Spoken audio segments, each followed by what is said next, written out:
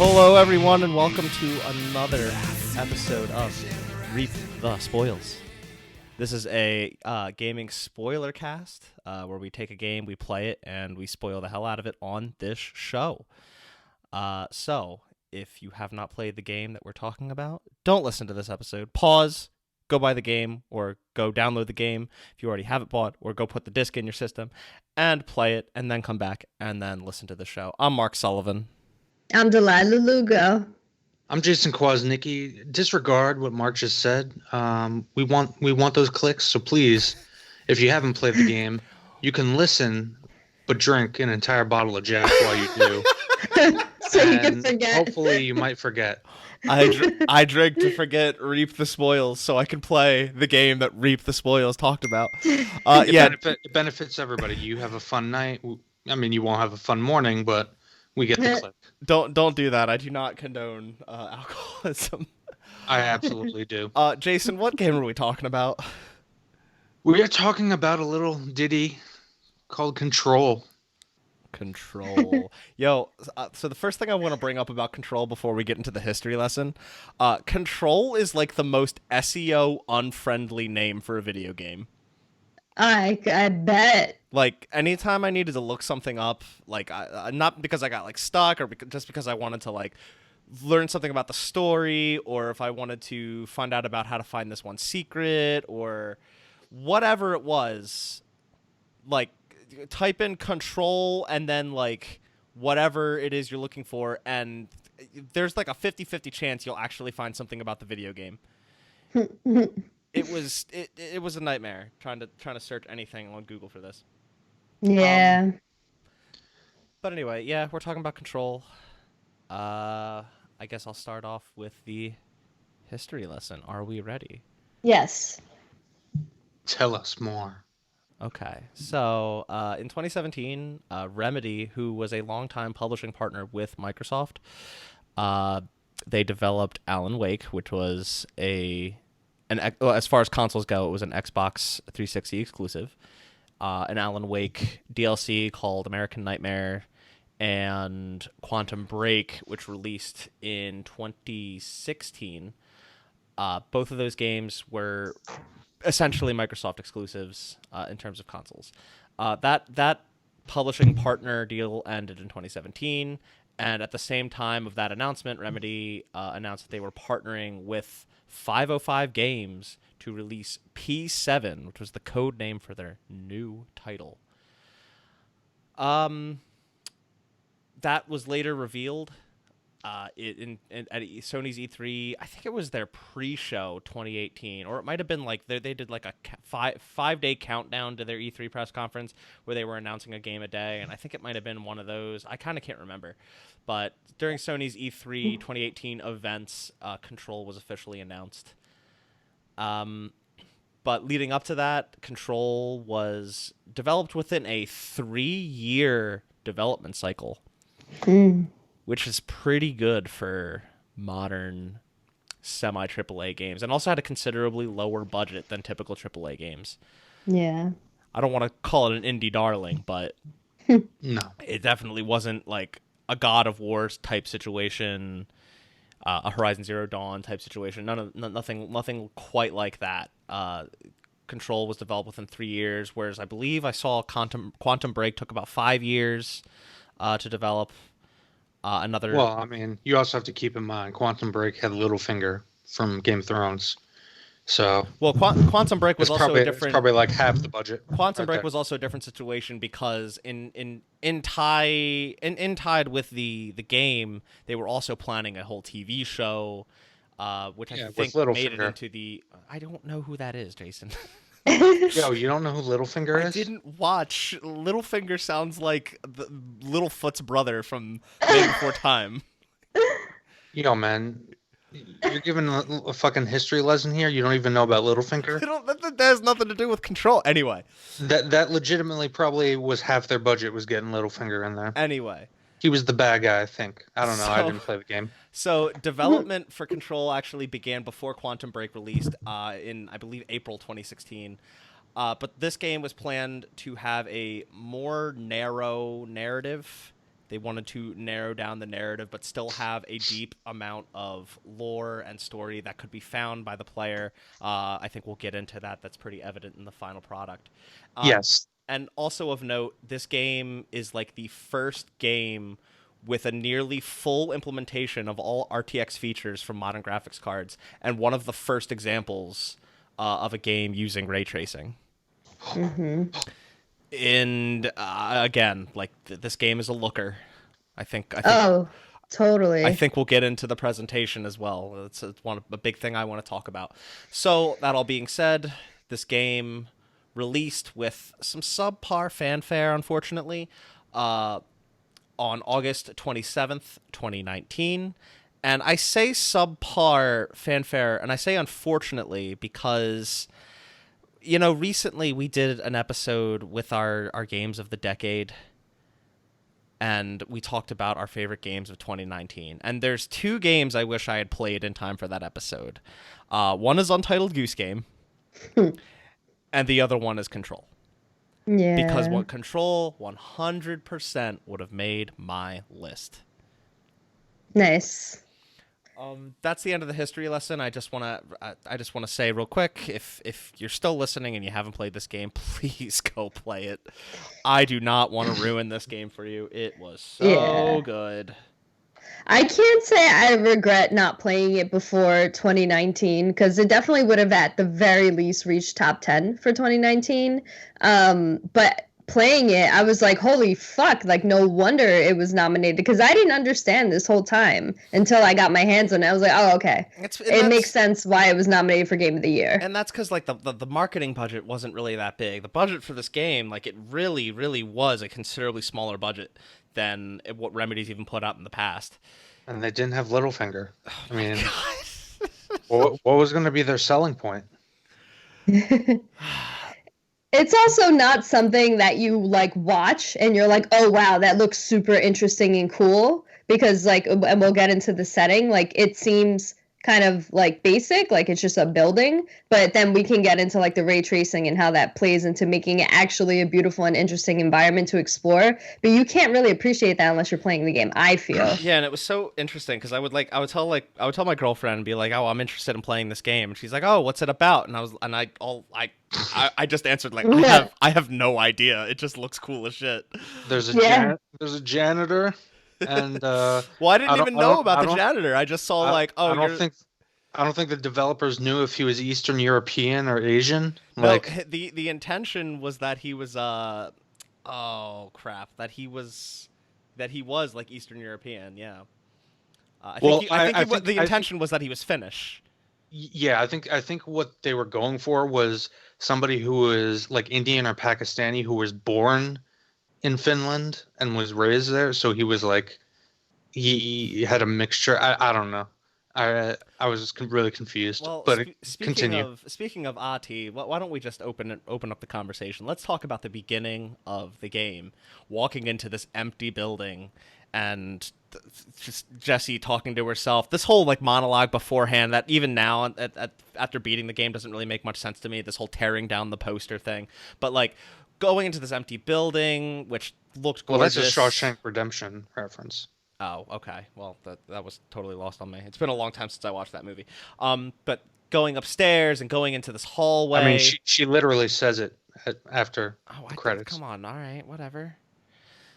I'm sorry. It still was lost on me. She probably mentioned it, and I thought nothing of it. And I don't know. It's been a while, but. Yeah, going to this empty building, going upstairs, and going around these hallways until you find Ahti, the janitor. And did this hit you guys as hard as it did me? Like realizing that the hallway just totally looped in on itself. It didn't hit me hard. I was just like, what the hell is even happening right now? Yeah, well, that's the thing is like I even went back and realized, no, this hallway just totally looped around and closed on me the other direction. Like. The reason I want to bring this up is like what a way to like convey the tone right off the bat of just how trippy and weird and crazy the setting of the oldest house is by having something like that happen right out the gate. Yeah. I to be quite frank with you, I didn't even notice. Like this is the first time I'm really thinking about it and realizing. I knew Jason wasn't going to notice that. I knew it. Like this is It's easy to overlook. probably a game best experience not in a sober state. Because if you try to make any sense of anything, you're nah. Yeah, the game's confusing. I mean, We're gonna try and make sense of it. it's not that I was even trying to like make sense of it. It just like it was totally trippy, and I was like, holy crap! Like that's how you start conveying your tone, by doing something like that you either don't notice, or you think you notice, or you definitely do notice, and like go back and check it out. Like no, yeah, the game just totally fucked with me there. Like they Yeah. totally just like looped around, and now I'm back where I started. But I totally like, how did that happen? Yeah. And even when they introduce Ati, like he's speaking gibberish essentially. And she's kind of like, yeah, I'm into it. He's a good guy, you know. That's what the night shift does to you. I get it. Yeah, you're not here- worried about this guy. I'm here for an interview to be your fucking janitor's assistant. Totally. Yeah. That's definitely why I'm here. Yeah, he knows like everything. Yeah. Which is kind of typical of janitors. Like I used to work in a shelter, and like a little side note, like the janitor knew where everything was, knew the inner workings of even the like managers and shit like that. So it's not too much of a surprise there. They have the keys to everything, you know? Thank goodness for all of the Atis in the world. Yeah. But yeah, and I part of the whole tone and how it was conveyed, something that kept running through my mind, and I saw this around when I was looking at discussions for this game. I don't feel that this game is a horror game. No. All right, I just wanted to know like how you guys felt about that. I feel like This tonally, is a straight up action. This is an action game. and I think tonally it has like horror elements. It tries to have like some sort of horror tone to it, but it's not a horror game. No. It has the I guess you could call it the lore of the game has paranormal elements, because that's essentially, so just to I believe they refer to it as paranatural. yeah. Well, just to preface what we're talking about, the game revolves around, and this is where it gets the title, this Bureau of Control. Mhm. That's the building you're entering is the headquarters for it, and it's kind of the aesthetic is this stereotypical 1950s G-man look, where it's kind of like, what if Brutalist the architecture. FBI, right? What if the FBI investigated? It's kind of like a cooler version of the X-Files, basically. Yeah, and the paranatural force, which is the main enemy, is the hiss, and they're essentially like different forms of zombies, and I'm not trying to minimize them at all, but yeah, like the whole hiss thing was like, I feel like they didn't delve into it nearly enough. It seemingly just like this infecting force from the astral plane, and it just like corrupts people, but we don't really understand. I feel like maybe we don't that's even know of, like what the astral plane is, or what. I mean, that part I can suspend my disbelief on, but this whole hiss thing, I guess maybe the intention is that like they don't even know, and they're in the middle of researching it, but they don't even know themselves. So like maybe that's how we're supposed to take that. But right. like, so the premise, I guess I expected to learn more. Again, just for the audience who may not have understood when playing the game, the premise is that this evil force has come out of this astral plane that has been discovered by the Bureau of Control and has infected. Well, I suppose we can just part of that we could just jump ahead to discuss the ending of the game. Because it's a big part of the ending. It's not that the hiss just like went ahead, and this is where the whole ending of the game like ties up 3 different plot lines in like all kind of a jumbled rapid succession. And the bit that we're supposed to take away with about how the hiss got into the oldest house was that Zachariah Trench, the former director, got corrupted himself during one of the expeditions, and was like, okay, I'm going to use the slide projector to let the hiss in and corrupt the building, and that's how it all went down. Mm-hmm. And I don't know how I feel about that, because we were instructed by Trench throughout the entire game, almost through the hotline. Him giving like insight about people in the bureau. Him giving insight on the oldest house itself, giving insight on the board, giving insight on the astral plane. Like, you'd think that would come up, or we would get some sort of idea that Trench was kind of a bad guy all along. Right. Yeah, there's no sense if he was a bad guy all along or if he just turned bad with his obsession with this research. And or if the paranatural force somehow made him like lose control of himself. Right. And maybe after he died, he regained his consciousness, kind of regained control, because the idea is the hotline's letting you communicate with him on the other side or whatever.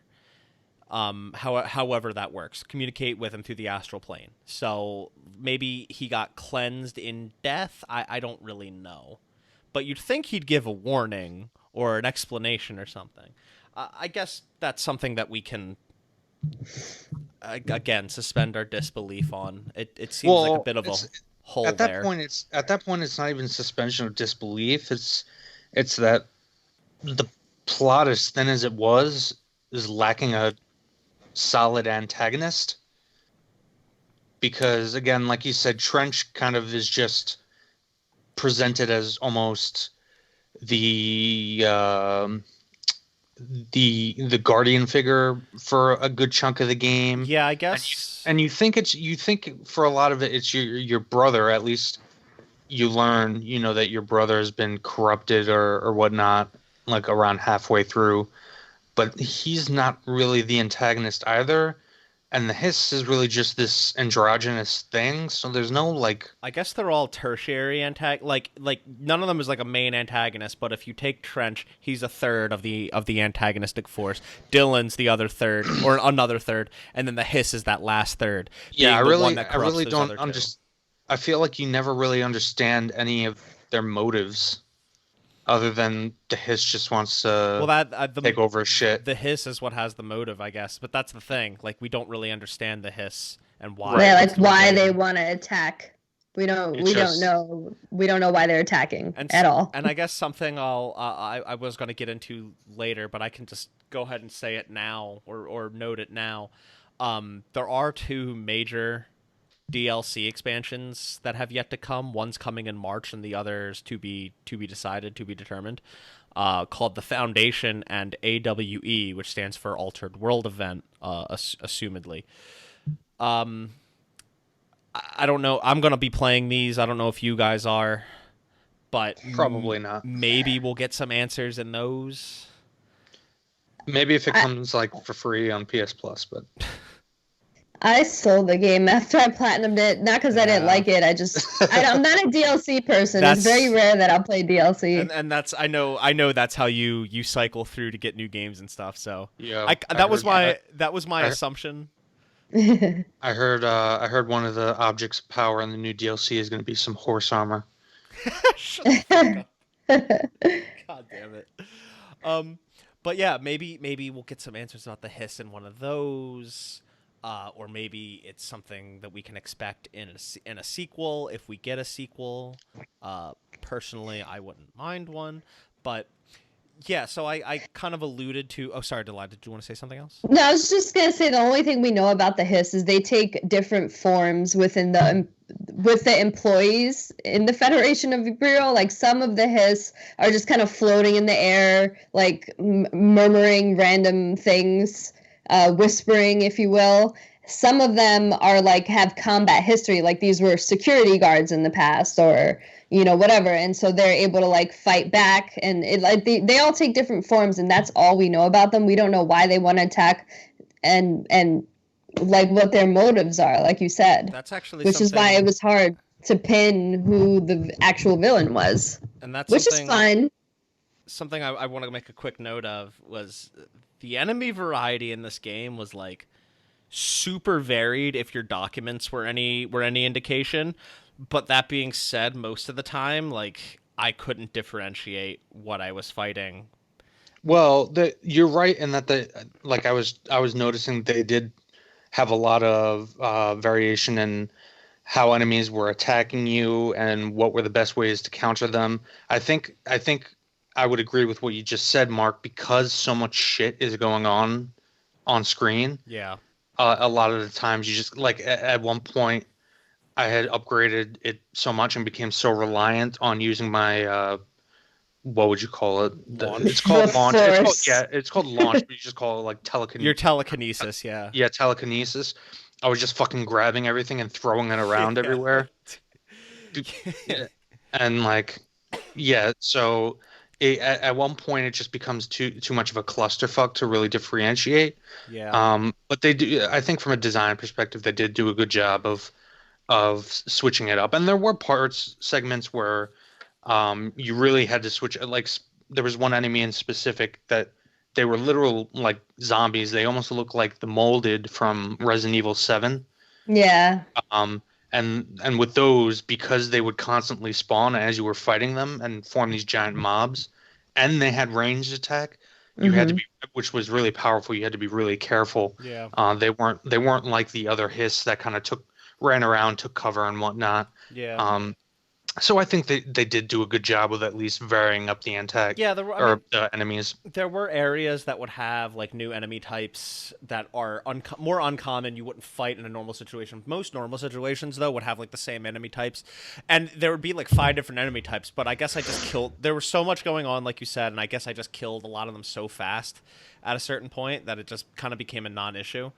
The only Right. time it got really annoying was like if I'd accept a countermeasure. Oh yeah, I was just gonna Yeah. say Be that. like, kill 3 Hiss Rangers. I'm like, I don't know what a Hiss Ranger is. I just Yeah. like, and then I randomly go fight a mob, and I see like some progress go towards that counter measure. And I'm like, oh, good, I killed one. Sweet. Now let me just hope another Yeah. 2 come up somewhere. But I have no idea where to look. I have no idea what they look like. I just like there's select enemy types that I actually can differentiate from, but there were so many enemy types and so many of them felt samey to me that it's just like, yeah, all right. Yeah, I couldn't differentiate between like the different armored ones or the different flying Yeah. ones, except the one in the chair, until I looked at my documents and was able to see that the different types of armor that they had. And that I only really did that when I got the Federal Bureau alerts. Otherwise, I didn't really try and pay attention to that because I fought them the same way. Yeah. But anyway, I want to go back to our discussion of the ending.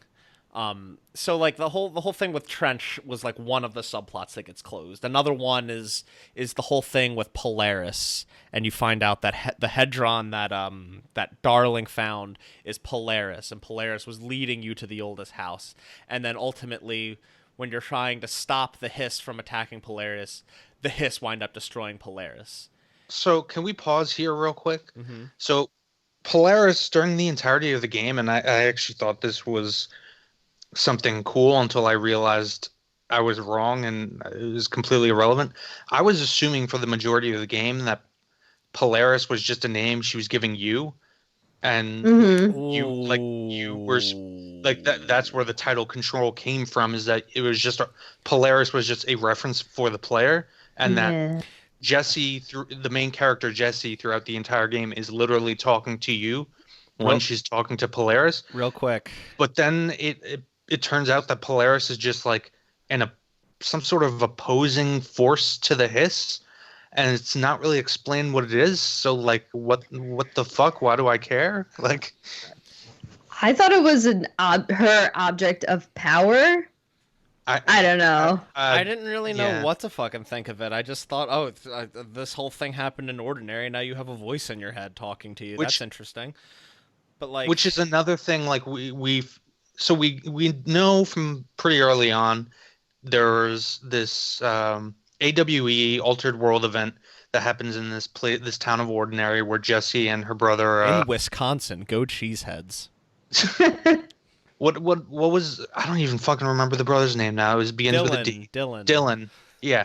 Her brother Dylan, who she's looking for, are being chased by the FBC, the Bureau of Control. Dylan gets captured. She doesn't, so she's been searching her whole life for him. And it's other than us knowing that it's an AWE caused by this altered item, this film projector. Object of power. Yeah, this object of power. We never really find out much about it or how. I think we're told all we need to know. It opens portals to other dimensions. I guess, but I guess my bigger issue is that like I don't know. We don't really get much. We don't get much character development out of it. No. Like Jesse is literally just a block of wood that walks around the entire game. Yeah, but I think that she didn't need to like. She was a focused character that didn't have much personality, but I didn't think she necessarily needed to have much personality. The problem is, like, aside from maybe Ati, nobody has any personality. Actually, that's not true. Dylan is just crazy. Hey, wait. Dylan's just crazy. Wait. You cannot tell me this game has characters that have no personality when Dr. Casper Darling is present in this video game. And he's somebody I wish I got more out of. Like, I felt like he was one of the more interesting characters, and I felt like they didn't speak about him enough. Did you watch like most of the slide shows that he appeared in? I did. You're talking about the videos where he just like where gets all horny. He explains the lore about. Dude. Yeah, but like I shouldn't have to stand in a room while I'm going through the game and watch like a. But that's fucking, like the whole thing. Is like that's like exposition dumps over and over again. I don't know, because that's what I don't agree with that. But like that's like the whole thing. That's just objectively what it is. It's exposition dump. It's like the worst kind of writing. But like, what happened to him? Like, he was the head of research. He was the main scientist for researching this paranatural phenomena. What happened to him? Well, did I miss that? He became obsessed with. This is part of the whole Hedron being Polaris Point, actually. So it's a good thing we're talking about this. He became obsessed with researching these objects of power, the altered items, etc., etc. He became obsessed especially with the slide projector, because the slide projector opened or could open portals to other dimensions, including the astral plane. And part of why he became so obsessed with the slide projector as this object of power was he only had the one slide because Jesse destroyed all the other ones, and he was obsessed with learning more about it, but he couldn't really do that because he didn't have the other slides, because Jesse got rid of it. Like one of them, it was so interesting if you watched like all the videos that have him in them, as primarily the story ones. Like, part of why I liked his character so much was because I watched all the slideshows that he'd appeared in, and I started to like his character a lot. And you get to see more of that progression towards like going crazy, by the end. Okay, and, like, maybe one of maybe the it's notes, just because I hit the buttons and walked away every time because I just wanted to get like the note that I archived it for trophies or whatever. See, And I disagree that you say this is like the worst kind of writing, because you didn't have to watch any of that. You could still, if you skipped all those notes, if you skipped all those projector shows, if you skipped all that, you'd still get the basic gist of the story. But I was so interested in watching all that stuff and reading every note I came across that I became so engrossed in that story, in that lore. And then by the end, seeing him kind of fall apart the way he does was all the more powerful. There was one note towards the end specifically where he was talking about the slide projector and how he had no notes or no other slides to use. And like the last line was, "Why'd that damn kid have to go and destroy the rest of those slides?" And I actually thought, no, it's okay. I just want to finish that point, I guess. I actually thought that he was going to wind up becoming the main villain. Mm-hmm. It was totally going to be he had gone crazy, gotten corrupted, and like his obsession with learning more about all this stuff got the better of him. And it didn't turn out that way. I do still overall like what we got. I don't know that one is better than the other, but that was my expectation, and his character was super well delivered. And this all led to him, like, he discovered Hedron, and Hedron is what's repelling the hiss away. He made the HRAs, the Hedron resonance amplifiers, to prevent the hiss from corrupting people. Like, this was all part of his research. and turns out Hedron was Polaris all along. And then Polaris gets destroyed anyway. Okay, so I'll make this critique then, because I'll be, just to counter myself, like I said, I didn't like stand and watch them. Yeah. Because he just started talking about like some concept, so I assumed it was just the game's way of explaining to you what shit was without having to actually explain it in the progress of the story. That's the thing. Hold on. Okay. Hold on. So I didn't actually watch them all the way through. Okay. So because of that, I didn't get that impression of that character growth like you did. Mm-hmm. And you very well may be completely right, and I may be wrong, and he may be a fascinating character because of that. The way I see that, and the way I see this game in general, I fucking love the setting of this game. It's so intriguing. To me, it's the equivalent to the way I felt about playing Destiny back, the original Destiny, in that I fucking love the world and the concepts and all the potential behind it. But all of that shit and all of the deep lore and mythos was locked behind these fucking the Grimoire cards. The Grimoire cards. Yeah. Whereas like here, I felt like that was the same way. All that lore and potential and mythos is locked in like files that you picked up. And I assumed that those videos were the same thing, so I skipped them. If they had sequenced out like a few cutscenes where Jesse walks up and you actually watch Jesse looking at these screens to indicate to you that this is something important beyond just like explaining that, oh, this is some research they were doing, then like I felt that would have been better. That would be my critique. So my counterpoint to that is this is exactly what they wanted, though, because the main narrative overall comes across. The main narrative is Jesse's search for Dylan, and you get your like surface level explanation for everything you need to know by playing the game. But these these projector shows, these notes, they let you dig deeper if you want to find them and dig deeper. It's like Dark Souls in that regard. But the problem is that main narrative is one of the weakest parts of the game, because it's literally just a plot. There's no story. There's no character arc. Jesse doesn't have a character arc.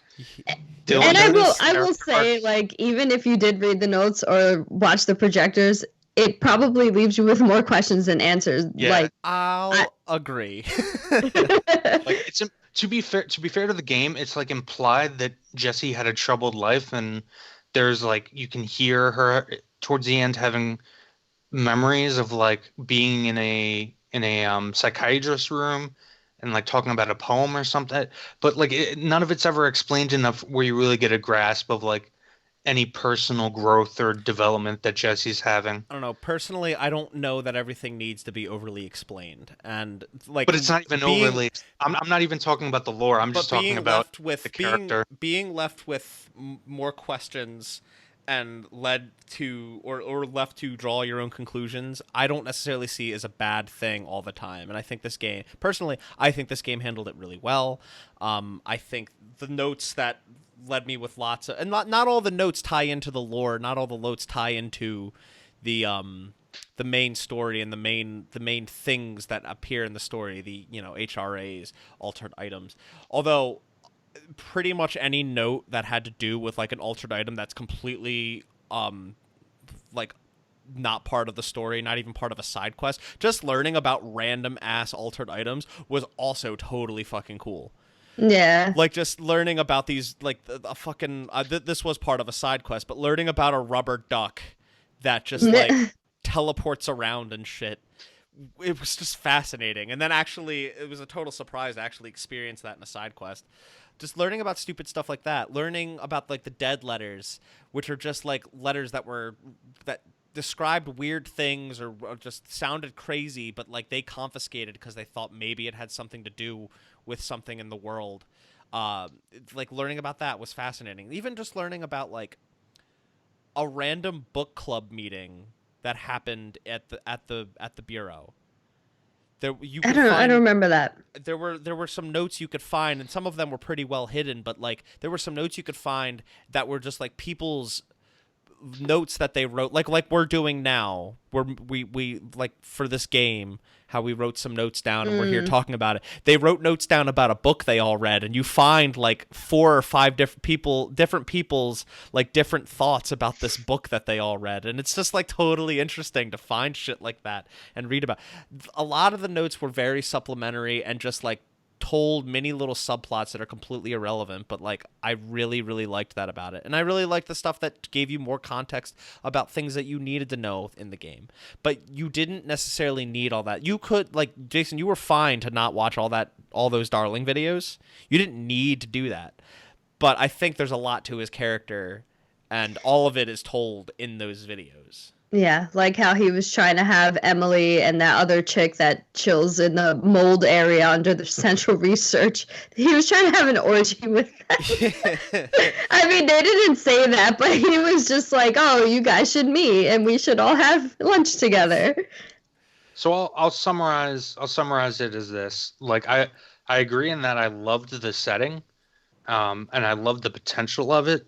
It's just that the main plot of this game is super thin, and there's no character that actually draws me in and makes me care about what's going on. And that is kind of what, at least the part about it being thin, like that, from like I said in the history, like with this game, their intention was to have a more narrow narrative, and they accomplished that. I would say. Yeah.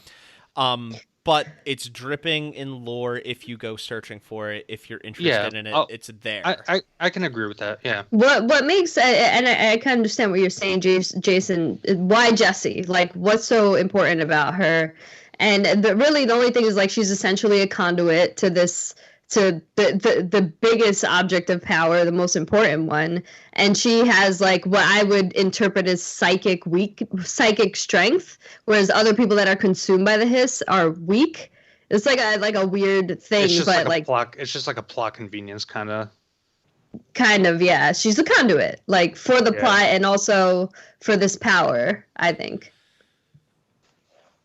But I mean, again, like Mark said, like there definitely is depth to it if you want it, but I feel like you still need to have something solid, like something small, something just to make it interesting. I don't know, I just found it weird. In the end, before you get to the actual ending, you're transported to this part. Mark mentioned it earlier, where the hiss temporarily like takes over your mind, and you go through this weird, like you think it's the after the fake credit sequence. Yeah, you think it's the credits, and then it comes to Jessie, and she's like dressed in office attire. Can we talk about like real quick? Can we just talk about like I thought the game was over, and I was like, oh. Yeah, so did I. And then like I started seeing the text. I like looked at my phone. I started like looking up things to read about the ending. I looked back up at the TV, and all the text started to blend together and be warped and stuff. And I was like, oh, it's not over. This is still happening. Like, but when you got to that point where it's just Jessie, and it seems that the office is entirely normal, and it's just like your mission all of a sudden just becomes like clean up everybody's coffee mugs, deliver everybody's mail. I was like, wait a minute, is this just trying to imply that all of that shit was just a daydream and Jessie said? Because I thought that would have actually been a fucking better ending, quite frankly. Really? Like, for this crazy, ridiculous, like, just nonsensical, and like she has the flu and still went into work, and she's just having some wild fever dream. Not even that she has the flu necessarily. That's just she fucking hates her job. It fucking sucks. She's daydreaming about fucking killing everybody at work. I think that would be a good movie ending. That would be a fucking terrible video game ending. Yeah, I don't know, but I'm. All I'm saying is that like I didn't feel any connection to the main character, and I felt like that was an issue. I don't know. I personally I thought Jessie was good. I thought she didn't have much personality, but I didn't think I don't think she needed to. She was kind of more of like a means to an end for the player, but she did have enough personality that I liked her. Like sometimes she would say like some snide comment about a character she's talking to in her head, and I laughed at that from time to time. or she would talk to like someone like Emily. She had pretty good chemistry with. I thought she was fine. I do agree that she didn't have much personality, but I was okay with it. Her facial expressions, they were just like the same the whole time. Yeah, like she didn't. Yeah, she wasn't very facially expressive. I guess maybe put that on the actress that portrayed her. But I still I thought that was purposeful, and if so, that's not easy. Yeah, it's not. Okay, so yeah, and to sum up that last point, Polaris kind of helps her come back to her senses, and that ties up that plot line, and she goes and finds the slide projector and enters the astral plane and cleanses Dylan, which is probably like he was trying to take, or the Hiss were trying to take over the board using him. He falls into a coma. Jesse accepts role as director. Game ends. That's kind of all of our plot lines summed up. Yeah. And see, if it had my theory been correct from the beginning, and had Polaris been what's the word I'm looking for? Had it just been simply a name given to the player character, essentially, and I think had it been a player insert, that would have been a fucking fantastic ending, and it would have helped plug in a lot of the criticisms I have. I was gonna say this earlier, but you were in the middle of your rant about that. But Delaila, you know how you usually like say something that makes me go ooh. Yeah. Jason got that honor this episode. He got that moment. Yeah. I that would have blown my fucking mind from a design perspective. That would have been so fucking cool. I'm not disappointed with what we got, but man, if they pulled some shit like that would have, I would have reached peak mark. But yeah, like I was pretty happy. Sorry, Delaila, what did? No, I just want to make a quick note. I think throughout the whole game, I was reading characters like, are you the bad guy? Are you on my side? Do you know something I don't know? And that's what kept me intrigued the whole time, just trying to figure out who it was. And I think in the end, it was like really nobody. So I was like, oh, okay, I guess everyone's kind of fine. Yeah, like like I said, the main primary villain is just the Hiss. Whatever they may be, whatever that might be, whatever controls that. Like, that is the main enemy, and they infect other people and turn them into, like, sub-enemies, and that would be, like, Dylan and Trench that ultimately became sub-antagonists through the Hiss, or because of the Hiss. I thought Ati might become the bad guy. Yo, I was so worried Ati was going to become a bad guy. I clean up your shit all the time, now I'm going to make your shit an evil, anti-dimensional fucking infection and infect you with it. But yeah, like that's oh god, that's so, stop it. Yeah, that's like the whole other thing is like, who the fuck is Ati? Like, he's a great character. I really enjoyed his presence. I really enjoyed any screen time with him, but like, who the hell is he? I thought it was a cool touch the way you have to get his fucking old Walkman, his to make the way to the maze, and that actually is like the background music plays during that sequence. That was a cool sequence. The fucking can we talk about that heavy ass metal song that played during the maze sequence? That was an awesome song for a cool action. I actually thought it was so generic and not metal. I thought it was really something. Yeah, I was getting like the Game Awards 2018 vibes where they had like that live performance of Devil Trigger from like DMC5. Oh god. It's like, oh, this is some cringy metal music that's playing right now that has like probably the word control in the lyrics, and I'm fighting dudes to this. This is something else. I don't know if it had control. I think it was something like it was something the lyrics about were Norse. It was something about like Norse mythology, wasn't it? The lyrics were from what I remember, the lyrics were in some regard somehow related to the theme of the game. And I don't know. Personally, I don't like when I'm playing a game and like music comes in that has like lyrics. There's not many times where I like that. Like Death Stranding? No, because that's like actual. No. Because that's low roar. Low roar. It depends on the song. It depends on how it's implemented into the game. During Death Stranding, it did in quiet moments. Same thing with Red Dead Redemption. I'm poking fun. I I also, know. in general, don't really like metal. I think metal is like. First of all, that was not Metal in Control. I'm just throwing that out there what was as a it? metalhead.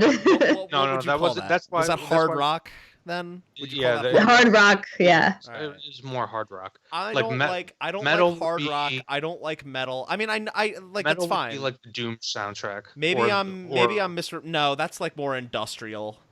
Like, yeah, That's but metal. industrial is a subgenre of metal. not necessarily. But this is not a music podcast. Let's- Yes. Point is, that song was cringy as hell, but It was. that whole sequence was pretty cool. Yes. Maybe it's just because I was into the sequence that I was into the music. I don't know. And it's so funny because like I tried to go through the ashtray maze like 3 times before Me you were actually too. supposed to, and I thought I was like missing something. Me too.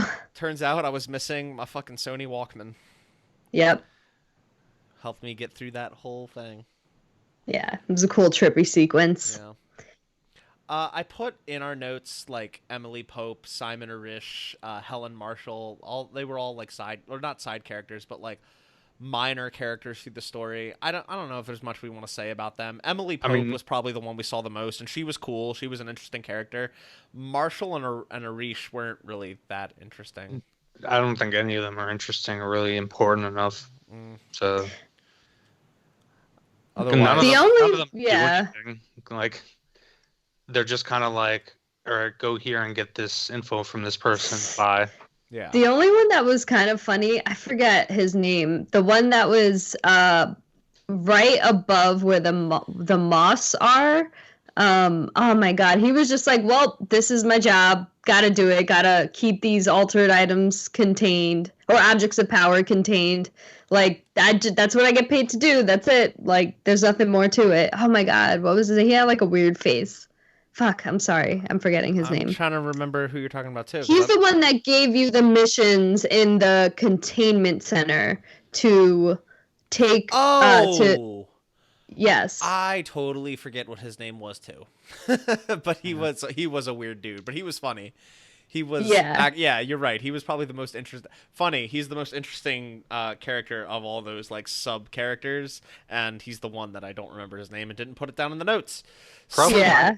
my favorite one, and I don't think he was even a named character. There's that one guy you come across, and he has to like sit in the room and stare at a refrigerator without blinking. Oh yeah. He's like not allowed to That's so blink bad. I his forget entire shift. I forget his name too, but I never did the side quests, and I felt bad about it. Oh, you dick. Oh man. That was a tough side quest too, because that was one of the ones that actually had a boss involved. And once you go into confront the fridge or whatever, you get teleported into the astral plane and have to fight this boss. And I guess this is a good throughput to talk about boss fights, because Delaila and I got the plat, so we fought all the boss fights. But even some of the ones that were in the game proper, like they were tough. Yeah, some How of it, fucking yeah. Like this I game mean, did not have difficulty options, but it was a tough game. you had to So master that's the the mechanics. thing. Yeah. I was gonna say, like, the whole game, the combat's excellent. Like, you're basically switching between your psychic ability and your different forms of your gun. It's what was it called? The service weapon. Service weapon. Yeah.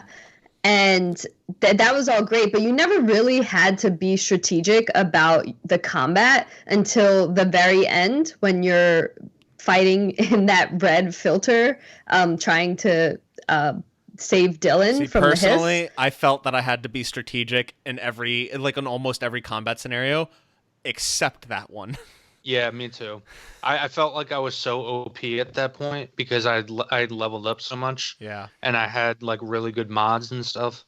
And maybe, I was like, I basically had almost infinite telekinesis, so I was just throwing everybody around.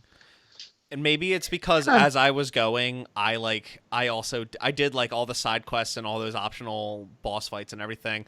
As I was going, I didn't wait till the end to do that. So like I struggled through most of all those boss fights and through a lot of side missions. And then like Jason said, like by the time I reached that last part, I was so leveled up.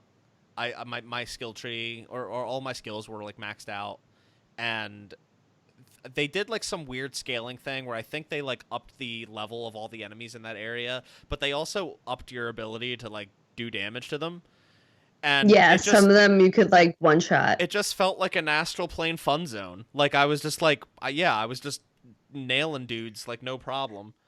Yeah, I had a lot of frame rate dips in that part. Yeah, because you were just like Yeah. slaughtering so many enemies at once, the whole game would be like, oh I my mean, god. maybe it wouldn't have bothered me so much if the filter wasn't so red and the shields of the enemies weren't so red. And I have really bad vision, so Yeah, that it is- just like it is fucked with hard. me. And then if you die, you got to start the whole sequence over, and it's not short. Yeah, that part. You know? Well, and it's funny because I died like twice, but it wasn't even because of the enemies or anything. It's because like I fucked up a jump. Yeah, Because the way like the way I wanted to say that too. Is that throughout the game, 75% of my deaths were due to fucking levitate. trying to levitate and like the controls. Like I was confused because I didn't know if I hit X to jump and then held it or held it right away, and I would just Yeah. through chasms and stuff. The controls for levitate took some getting used to, and Yeah. I like even in that last section, I died multiple times. And yeah, like Delaila said, you have to start over again, and that bit was extremely frustrating. It was super easy to just slaughter all those enemies, but there were a lot of enemies, and having to slaughter them over and over again started to get a little annoying. Yeah. Especially when you have the red shield flying motherfuckers coming to suicide bomb right at you, and they could kill you in one shot Yeah. if you don't like keep moving. Which I liked. I mean, I felt like overall, like the throughout the entire game, it was not easy, but like manageable, which is good for a game that doesn't have difficulty options. But yeah, once I got to that part, and then even more so at the end game with the bosses that you were talking about, Moss 1 and S-Edge, which is just Jesse. Yeah, and Dark Jesse, if you will. this is like, and I guess this is we can jump off of boss fights. I think we're all in agreement that it was pretty. The whole game as a whole was pretty challenging, and well, I guess one last thing I'll say about boss fights is they were all like pretty varied in terms of How you fight them. Yeah, how you fight them isn't the same. Like some of them you have like there was one the one moss hive that you had to fight.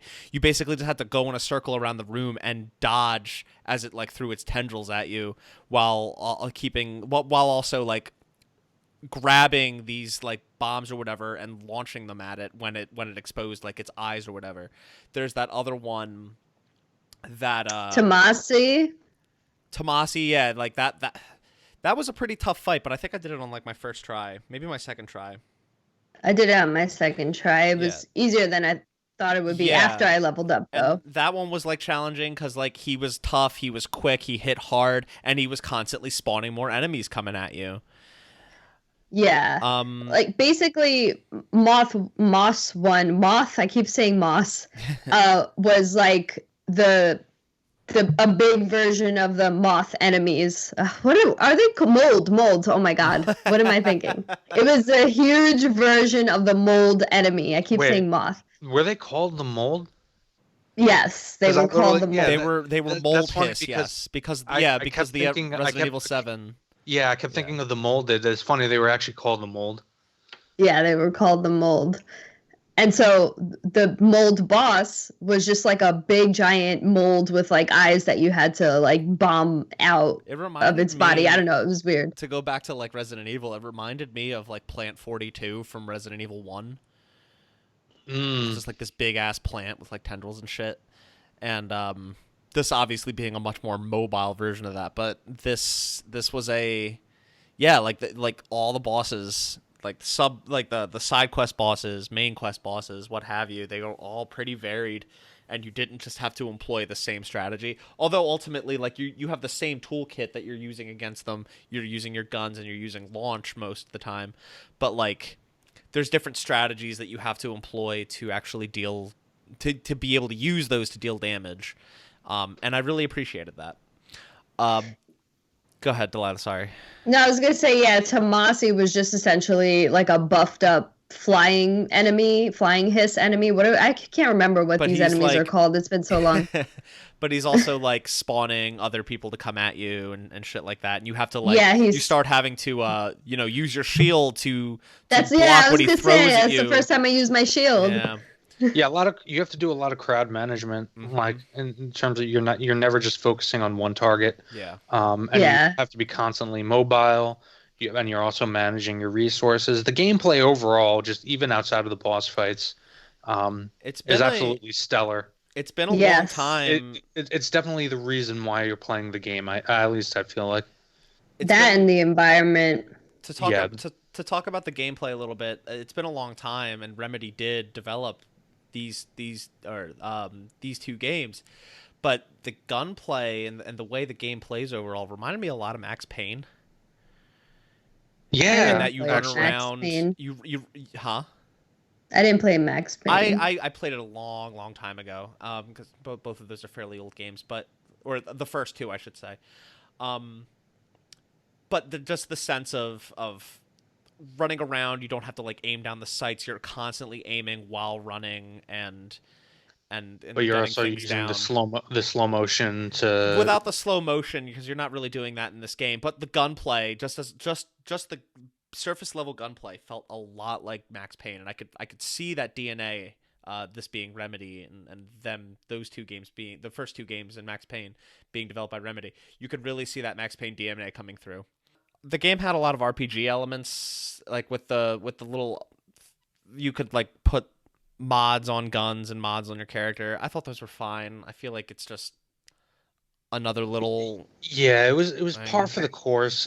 The only critique I guess I would give is that kind of I felt in terms of just the mods, I felt like collecting resources and upgrading, your service weapon and all the different forms and whatnot, that was fine.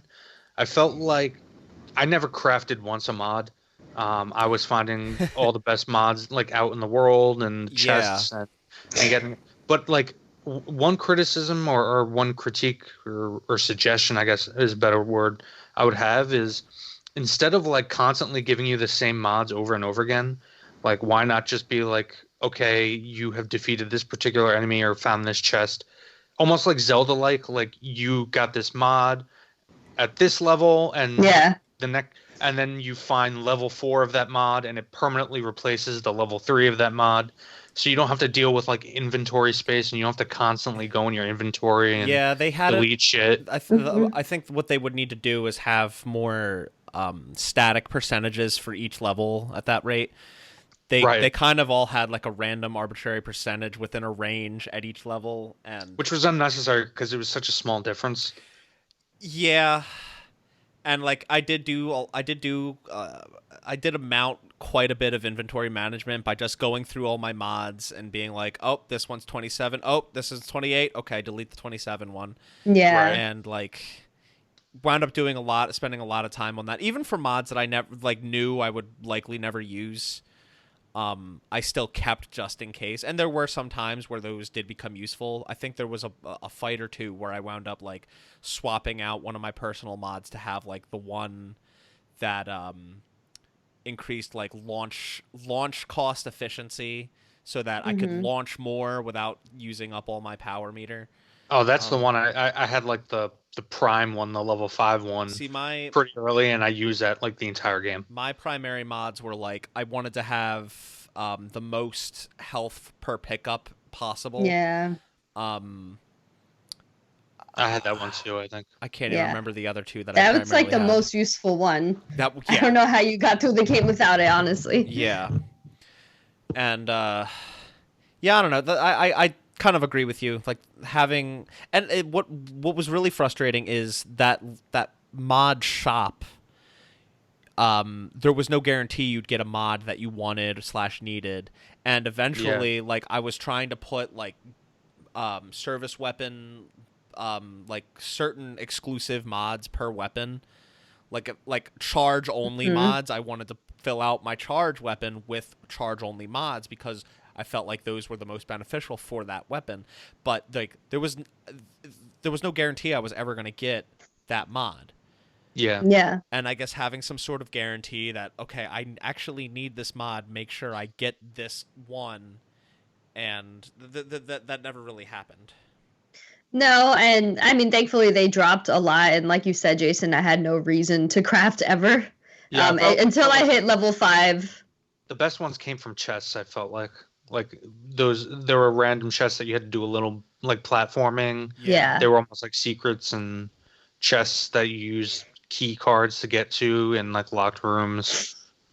Yep. That's where I found a lot of like the level 5 ones. I feel like Yeah. I just found them everywhere. Like even just from like a fight a random enemy mob, and I'd get like a few, like one level 5, a few level 4s, couple level 3s maybe. Like I stopped paying attention to when I got them. I would just check like maybe once every 10 to 20 minutes, be like, oh, did I get anything? Did I get anything that's better than what I currently have equipped? Yeah. Okay, cool. Let me swap them out. Like that's kind of how I just went through. Yeah, I think we all love the combat, but I do feel like this game at a certain point has a difficulty spike towards the very end, and I imagine a lot of people are not beating this game. Like maybe they'll get to the credits and then up to that red last sequence. But I feel like a lot of people won't get through that sequence because it does really spike up in challenge. And to an extent, like I kind of find that refreshing. I like it, but I would just hate that like there's people out there that played this game until that point and they're not able to see it through because it just got too hard, you know? Yeah. And like we might not be any of those people, but I imagine I know people actually that they faced a wall at that specific part.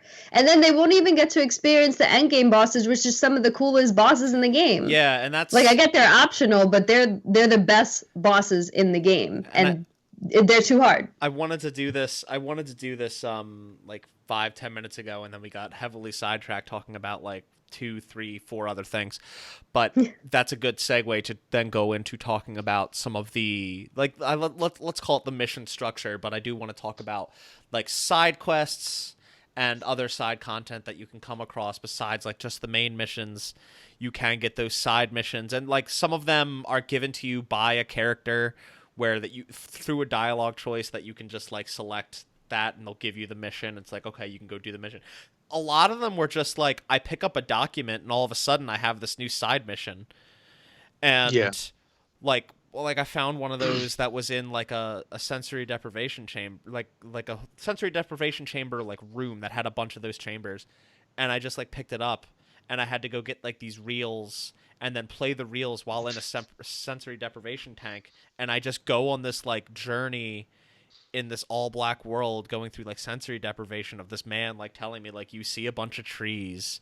The trees are they want to love. And it's just like it's so bizarre, but it's like so many of those side missions just like introduce like new and weird and cool things. A lot of those some of them introduce fucking required gameplay mechanics. Yeah, and you can like miss them or not understand that you need to like go back and do that. A lot of those side missions, those earlier side missions, they give you new powers, like the evade power, the levitate was part of the main story. What's the other one of that? Shield was totally like you got that through a side mission. Granted, I don't think I ever used shield, but I like Delaila and I were saying that the one boss you absolutely needed to. There were certain other instances where you needed to, or it would be really helpful to do so, but it was probably my least used power. Yeah. But yeah, you had some powers giving you, or some side missions giving you new powers. You had some side missions. Probably my favorite side mission in the game is the mirror one. Oh, yeah. Where you go into the mirror and you're in this mirrored world and you have to fight Essage, which is Jesse backwards, and it's like a dark Jesse. Yeah. That was like the fucking coolest side mission, I think, in the entire game. It was so rad. Shadow Link. Like this whole idea that like you listen to an audio recording and this person is speaking absolute gibberish and the lady doesn't understand. Then you go into the mirror world, you listen to the same recording and the lady's speaking gibberish and the guy is saying don't go into the mirror. He's like trying to warn the people not to stay away from the mirror, and like you actually understand him. The whole thing is everything's mirrored, so he's like talking back. It's awesome. Yeah. Like there's so many side missions that just introduce new things, new concepts, new themes or whatever, but they're just so brilliantly done, and it's just for a side mission. I Yeah. loved it. Yep. I Absolutely loved it. enjoyed the side missions more than the main missions. Yeah. Like there was so much cool shit to be found in those side missions. Yeah, if this game wasn't so hard, I'd encourage everyone to platinum it because there's just so much more to get out of it than just beating the And game. all in all, Um, like I think like the game is hard. It is a challenge, but I think it is still doable. I Yeah. don't think it's as gatekeepy as like Dark Souls would be, No, not at all. or Sekiro, or Bloodborne. You know, all from the same developer, ironically. But like, it's not as gatekeepy as like those games are. It is a challenging game. I will not say that it's not, but like, I don't think it's that bad that it can't be overcome. oh no, I beat Sekiro last night, and after fighting Ishin Ashina, I'm like, I'll take a fucking moth mold 1 any day. It's, Give me yes I again. actually find it. I Yeah. actually find it funny that Delilah, you're talking about the game being different. 'Cause like you're a hardcore Dark Souls person, and like I didn't find this game to be that. I mean, there were definitely. It's definitely, if you were to take all games today, I all think modern games, it definitely falls on the more difficult side of the scale. But I didn't find it too challenging for me at all. I And think like the problem, Jason, is you didn't do the side content, I didn't do like probably the hardcore like end game side Which content. is No, that's what I'm mostly- saying. Like yeah. the entire game is fine, like challenge wise. It's like actually doable for any gamer up until the very end. And then the end game stuff. So I feel like some people are not going to beat the game, and even people that beat the game, if they try and go for the side stuff, I think it might be just be too hard, and there's no way to bump it down, you know, bump down the difficulty to like experience that, which is unfortunate because that was some of the best fights and experiences and stories. I encourage anyone that has played this game and didn't do that side stuff, Jason, to go back and do that side stuff. It's No, very- no. The only reason the only thing I'll say about that is that like you're talking about how like there's some of your favorite missions and how cool they are, and it's like that's great, but why wasn't that shit in the main? Oh, I agree. I don't necessarily think that it has to be. I don't.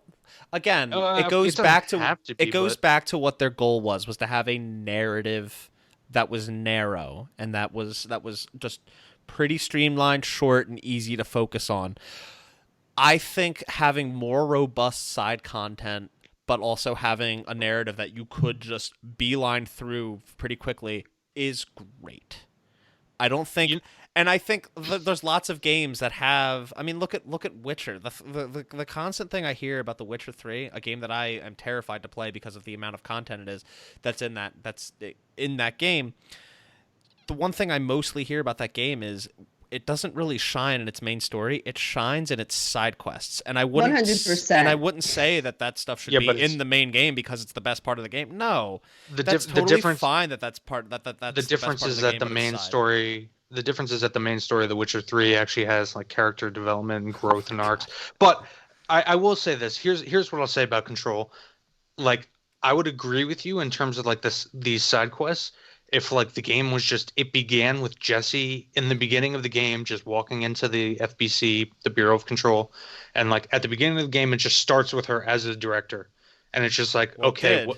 what and like the game is basically instead of having like one drawn out narrative, just be like episodic, like okay, what are our files for today, you know, and like basically they're just it's just episodic little enclosed things, kind of like almost like old pulp stories, like comic. But I feel comic like series. you need to have some sort of narrative to reach that point, and that's kind of what this game was. So maybe like if we do see a sequel, that's what it'll be, or that's what it could be. It has the potential to be that, but you still need Again, it has the potential. I feel like going into it and being like, oh, what are our files for today, boys? Is just kind of like that would make me care about the characters even less because there's just like no reason to grow from that. But you don't care about them at all to begin with. Mark. Again, you don't. I we'll agree to All disagree. right, let me ask you a simple question. How does Jesse change from the beginning of the game to the end? I understand what you're saying about character progression. I'm not arguing against you on She got a shield. Yeah. She lost the best friend in her head. Okay. She's basically Link, except at least Link grows up in Ocarina of Time. Yeah. Jesus. To your point, to wrap it up. I didn't hate the game. I actually, like I said before, I don't want to misinform. Like, I loved this setting. I was disappointed. Is all I'm saying. The game leaves more questions than answered. Yeah. Like, there's no debate there, whether you like it or you don't like it. There's lots of questions. Fine. I loved the setting. I want them to take it and do more with it. That's my criticism. I'm mostly just sitting here defending Jessie as a character. I think she's better than you're giving her credit for. But she's fine. Let's move on from talking about Jessie. We keep going back to the same points. I think I've said all I need to say about side missions. The other main bit of side content, I guess, that there was the board countermeasures and the bureau alerts, which were just board countermeasures were just these mini missions you could grab, and bureau alerts were just sort of dynamic. I stopped doing bureau alerts after I got the trophy for them. Me too. I wish I would have done them earlier just to get them over with. So I did them. I did all 5 that I needed for trophies as soon as I got them, and then I'm in the middle of a mission. I don't want to go back to the executive sector so I can kill all these dudes. Okay, so that's what it was. I don't have time for that. I'll be completely honest. I suspected when I saw them in my mission thing, the queue and the menu, I suspected because there was a timer that it wanted me to go back to wherever it was saying. I just didn't want to for that exact same reason, so I never even did one of them. I'm assuming it was just kill a target here, go back to this place. They kind of varied. Some of them were you had to defend other bureau agents from dying. You had to kill a specific target. You had to kill a certain number of a specific enemy.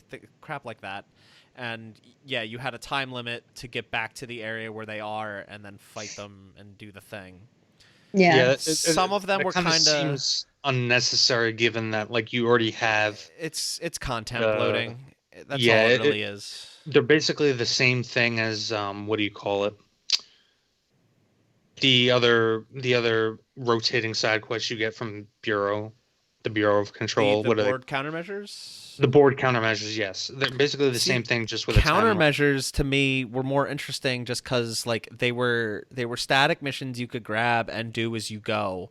And you get a reward and that's it. Bureau alerts you get a reward for, but it takes you out of what you're doing to go back to an old area and do a thing that's really not all some of them were a little hard at the beginning, but overall they're not that challenging.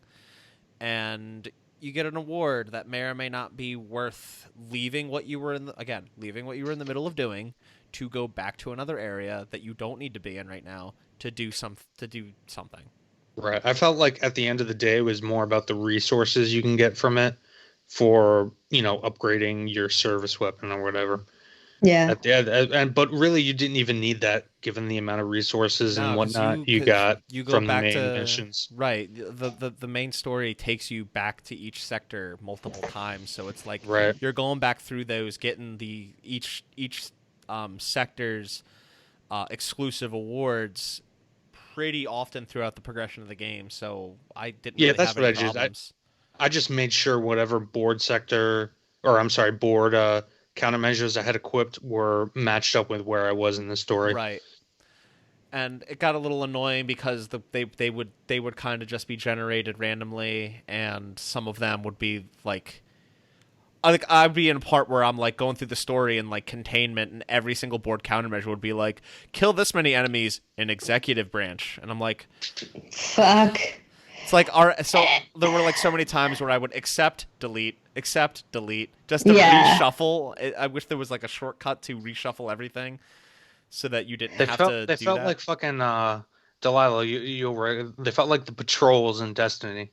Almost. Oh yeah, at least those you did with people, and it was fun to just maul everyone, all the enemies. Yeah. But Jason, and you didn't have to go through a weird convoluted map. I felt like traversing through the Bureau of Federation was sometimes jarring, especially because the map, like let's say you need to go to an area that's marked in yellow text. That's how you know where you need to go. But then there's a freaking locked door that you don't have access to, and you have to find this roundabout way. There's no sense of like how to get to that area. So if you haven't unlocked it, it's kind of annoying to have to go back to then do this bureau or whatever the hell you need to do.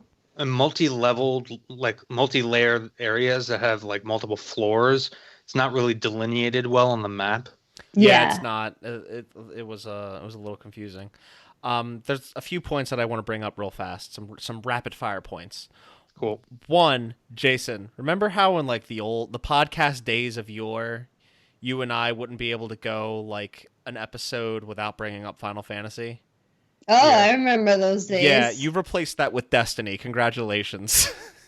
Well, it's only because so many games have been incorporating gameplay elements from these live services models. I don't disagree with you. I'm just pointing it out as a funny goof. That's funny. My second point, Delaila brings up yellow text, and I want to take a moment to just talk about the style and presentation of this game, because holy shit, is the style of this game just so fucking smooth. Yeah. In terms, especially like the topography, going into a new area, the HUD disappears, and just these big, bold white letters pop up showing you the new area you're in, like covering your entire screen, but you still have control over Jesse and you're still able to walk in. Just great presentation. That just screams style to me. The yellow text for missions and just like the way that the font that you use in your menus and in your any words that you have in your game can say a lot, and this game just nailed it. Mm-hmm. Absolutely. Yeah. I haven't seen a game this stylistically cool since like Persona 5. Oh. Like it is just like top-notch style. I would have to think on that, but I would agree it's somewhere in there. Nothing has stood out to. Let's put it this way: nothing has stood out to me and made my jaw drop like this since Persona 5. Yeah. In terms of just style and presentation. I do love the pulpy 1950s G-Man look to everything, the way the agency is presented, the way everybody's outfits look. So it looks like it's just a generic 1950s agency that also happens to investigate fucking ghosts and extra dimensional shit and the paranormal or paranatural. And I think at one hand somebody makes an offhanded comment of how one of the offices like accidentally got filled with like 100 gallons of water and a giant tiger shark during a meeting, and just everybody got eaten during the meeting. Like again, like funny side shit like that. It just makes it, again, I loved the setting. Yeah. Like Mark.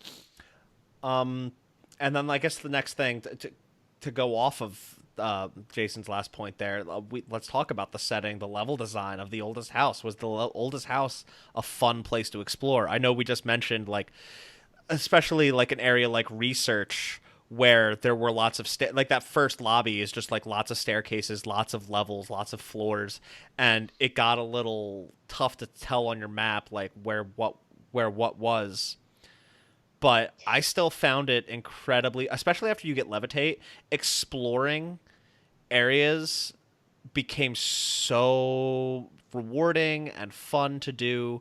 There were tons and tons of secrets to find if you go looking for them. Yeah, they're hidden areas, and it will clearly tell you, and if you find them too early, like I did, you'll get insta-killed by shit you didn't even know existed in the game. Or like a lot of them were just like safe areas that had like a chest and would give you a skill point for finding it. Like a lot of those hidden areas, or all the hidden areas, give you a skill point.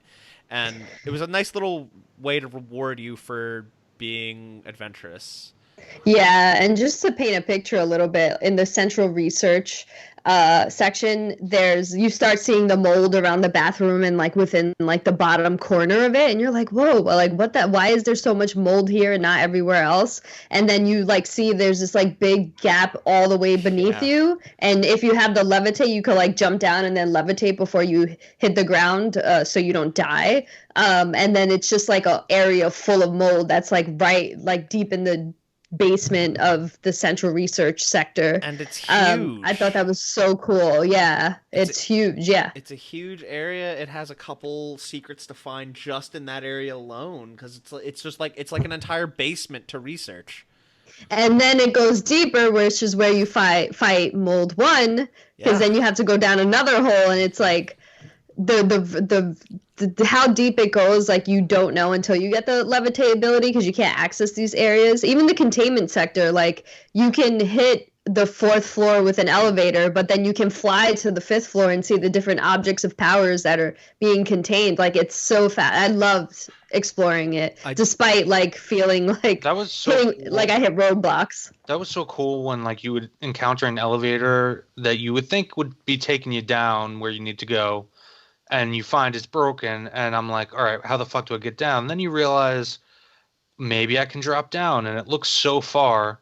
And I'm like, all right, I'll try, but I'll probably die. And then you realize, no, I'm straight up going to jump down and fucking fall down 4 stories and levitate at the last second. Yeah. Like, it's cool shit like that. And there was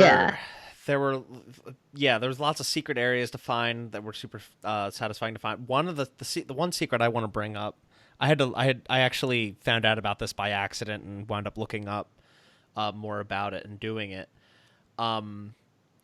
Did you, Delaila, because Jason, I have a feeling you didn't know about this, but Delaila, did you know about the Fire TV, like, puzzle in, Maintenance? No.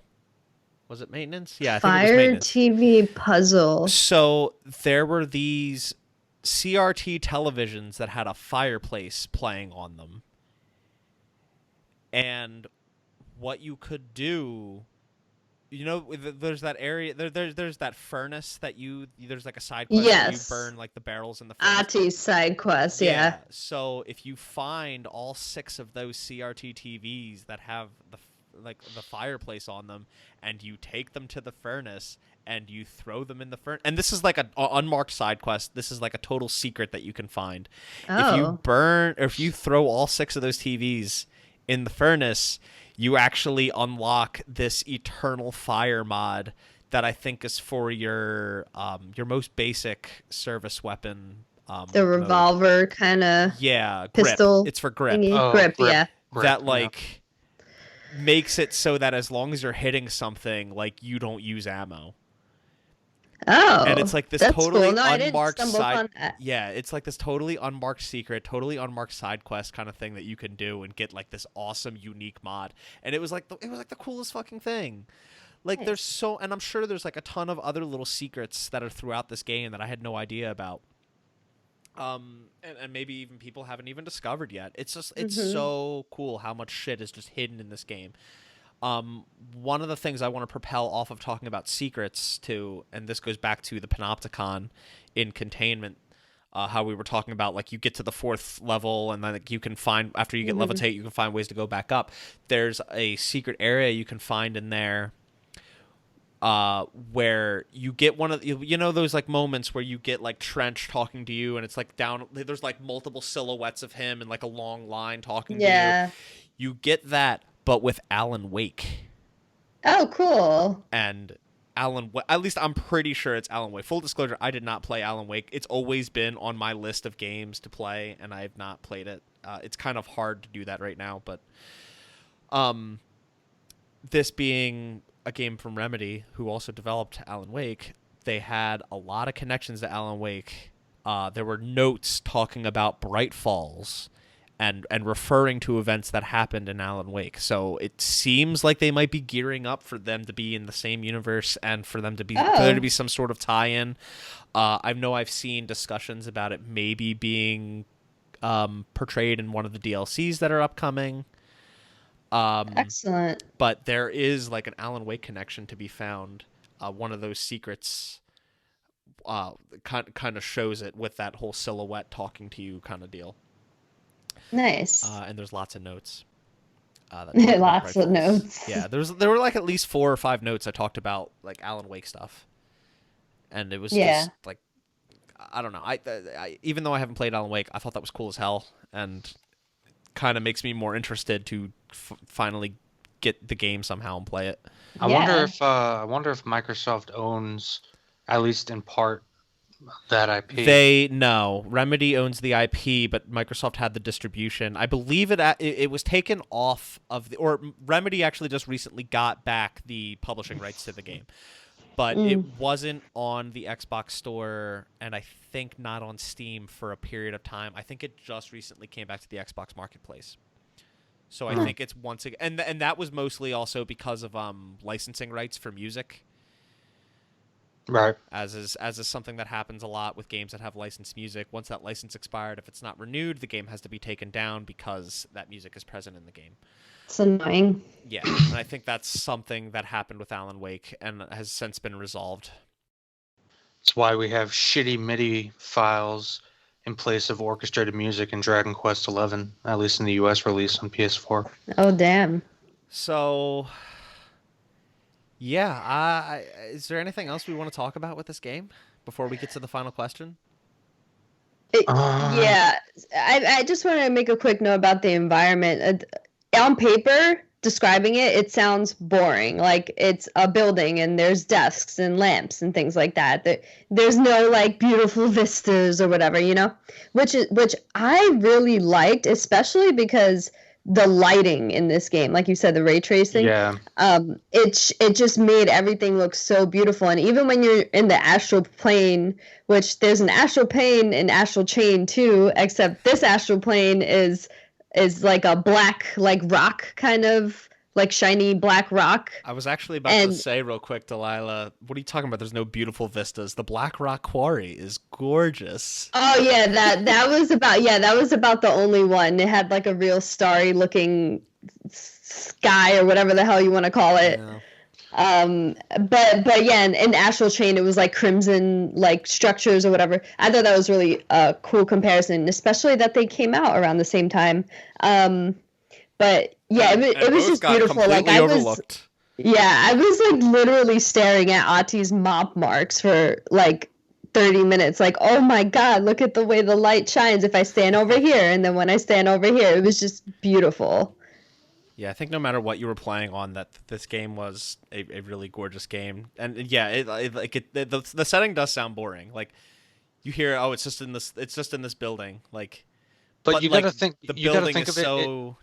It's almost like imagine that sequence from Inception when they're in the hotel and like it's fucking twisting around, and imagine that with random bodies floating in the air and like extra dimensional infested demons popping in and out and shooting red shit at you and there's just picking up chunks of the floor and desks and throwing it back at them. Like it like I agree with Delaila, it sounds boring at first, but like when the entire level at certain points in the game starts literally flipping around and you're all of a sudden the ceiling becomes the floor for you, like it really, you really get into it. That was something that I neglected to put in my history notes, but I did read about it. Was they changed their physics engine to for this game to be one that is much more dynamic. That would fall more in line with what they wanted to accomplish with being able to just like grab things and throw them at enemies being able to hide behind things dynamically that are just like that have been moved from their original locations. You can like do a melee attack and like completely destroy a quarter of the room. Yeah. It's crazy and it's really fun. I loved it, just taking a chunk of cement and like tossing it at a hiss's head. So good. Yeah, like if there's nothing nearby for you to just grab with launch, like it just rips a chunk of concrete out of the ground and chucks it. Yeah. It's like it's nuts. Yeah, really, really cool environment. And I miss having linear games where you're just like exploring a building and that's it, you know? Yeah, you don't need to like go out into the open world. Although I am curious like how this is impacting the outside world, but I'm sure like maybe later games we'll see if it is at all. But I like how contained it was. Yeah. It's controlled. That's the name of the game, kind of. I have one question though to end this, unless there's something else you guys want to say. I got my I got my final question, but like, go ahead. Okay, what would your object of power be? Ooh, that's a good question. Jason's his vape. I was just gonna say that as he hits his vape. As he It takes a wouldn't hit. It wouldn't be. It would be this, my lighter, a Oh, Zippo. Oh, is it okay. is it bad that I thought he was gonna grab his his like half-eaten Link amiibo? I thought that too. That'd be hilarious. It's Zombie this, Link. This His- destroyed toy that my dog decided to have for a snack. Yeah, just for those who are unaware, I believe I explained in an earlier episode of Reap the Spoils. I do have an Ocarina of Time Adult Link amiibo playing the ocarina, the titular Ocarina of Time, and my young puppy decided. Well, she's no longer a puppy, but at the time she was. Decided while I was at work one day to bite the head off. So now I have a headless ocarina playing Link with his head just chilling next to him. I would say my object of power would either be my backpack that I usually always have on me. Huh. I don't know, it would give me some ability of, or it has like some ability of like, it's a bag of holding or some shit, you know, what Yeah. or Yeah. I mean, y'all know me. I wear a beanie every day. I think your beanie would definitely be your object of My power. beanie could Goddamn be my object hipster. of power. It's probably Mine it. would be chapstick. Ooh. I'm constantly putting on chapstick since I was like a baby. But you run out of it eventually, so your object of power disappears. No, would be it's just unlimited. Endless chapstick. Endless chapstick. So it would just be the plastic tube. But what would it do? Would it like reinforce your lips? Because then you wouldn't need chapstick anymore. I don't know. It would give me some kind of like buff, kind of like how like cocaine does. If you like get a little bit, I don't know. I'm gonna shut up now. I don't do cocaine. I promise. I don't do any drugs We except also, coffee. in addition to alcoholism, we also do not condone drug use. No matter what Jason says. Yeah. Are we ready for the final question that I have on here? Yeah. What's your final question, It is Mark? not nearly as interesting as Delilah's display. Ah. So we probably should have ended on that one. My final question is just, we got more DLC coming, but what do you want to see from Remedy next? Do we want a sequel to this game? Do we want maybe another Alan Wake? Because I know that's a big game that or a franchise that people don't want to see abandoned. Or do we want to just, they've kind of been on a roll with new IPs in the past decade. Do we want to just see them have a new IP come out? I think a new IP might be better unless they're actually going to explain shit. Yeah, so I know nothing about Alan Wake. I've never played it. I didn't even realize Surprise. I didn't even realize it had such a following, to be quite frank. Given that, I don't. And especially because now they're not just publishing on Xbox, and I take it Alan Wake is kind of limited to Xbox. Again, they regained their publishing rights. They own the IP. Remedy, that is. I'm pretty sure the doors are wide open for them to do whatever they want with it now. So maybe, assuming that they were gonna like republish the old Alan Wakes to try to widen the audience. Given that Control didn't, I would love personally to see more Control and to see them actually like get a solid story in addition to expanding on the lore. I have a feeling though, just because it didn't necessarily hit as hard as they would have liked, they might try to take what they've learned from it and do another IP. By hit as hard, do you just mean like sales wise? Yeah, Okay. it didn't perform as well as they might have hoped. I think the big problem with that was just 505 Games isn't a huge publisher, and therefore they don't have as much money as Sony, Microsoft, EA, Activision, et cetera, to throw at marketing. And this game wasn't very marketed. Like, a lot of people did not know this game came out, didn't really know much about this game. I had no idea what it was until it came out. And even then, I didn't really know until I played it. And I'm happy I did.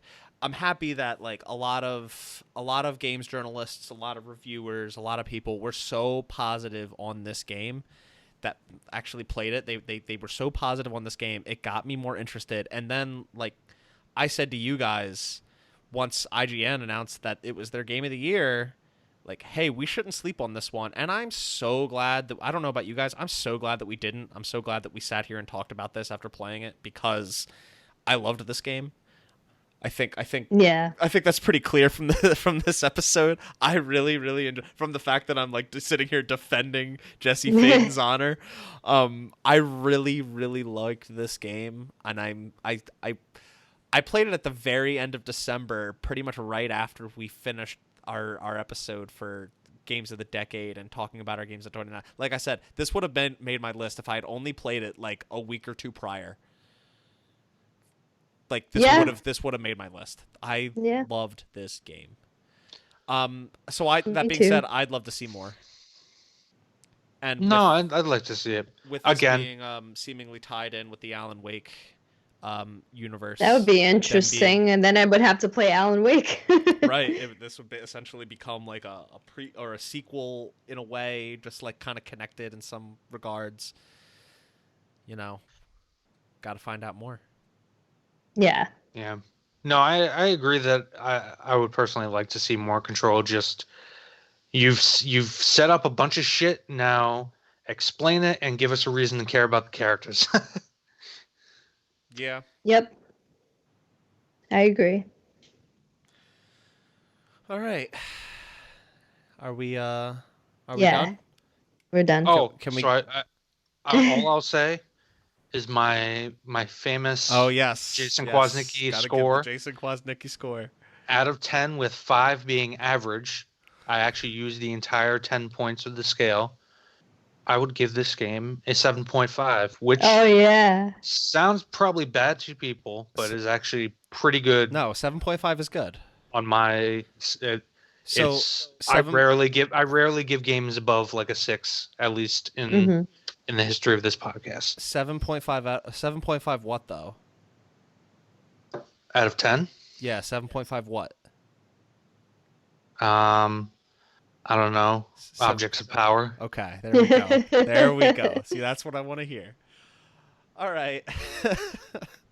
Thank you for listening to 7.5 shots of whiskey that hopefully those who haven't played the game have drank, so they forget this conversation ever happened. Yeah. 7. Okay. Thank you for listening to this episode of Reap the Spoils. We're starting. We've been doing this almost a year now. This is our 11th episode of Reap the Spoils. That means we've played 11 games and talked about them for your listening pleasure. So if you want to go through a backlog, if you're just getting into the show now, or if you're continuing to listen to us and play games in order to listen to us, half my condolences and half thank you. If you haven't listened, it's basically a lot of me and Mark disagreeing and Delaila being like, "Oh, these fucking shitheads." No. If actually counterpoint the Spider-Man episode. Oh, that's true. Where we're just like we all disagreed with you, including the audience. Before I finish wrapping up, Delaila, what's the next game that we're playing?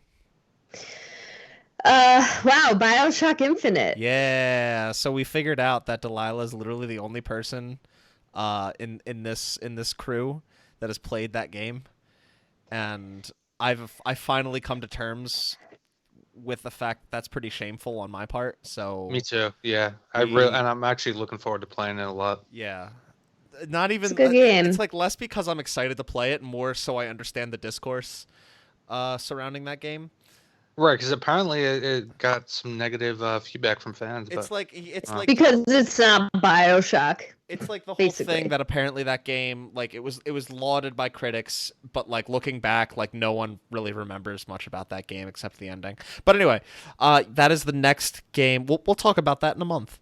That's the next game we're playing. So if you would like to listen to the next episode, go play BioShock Infinite, and see you in a month. You can follow me on Twitter at Nibelheimian. It's like Nibelheim from Final Fantasy VII, and Ian at the end.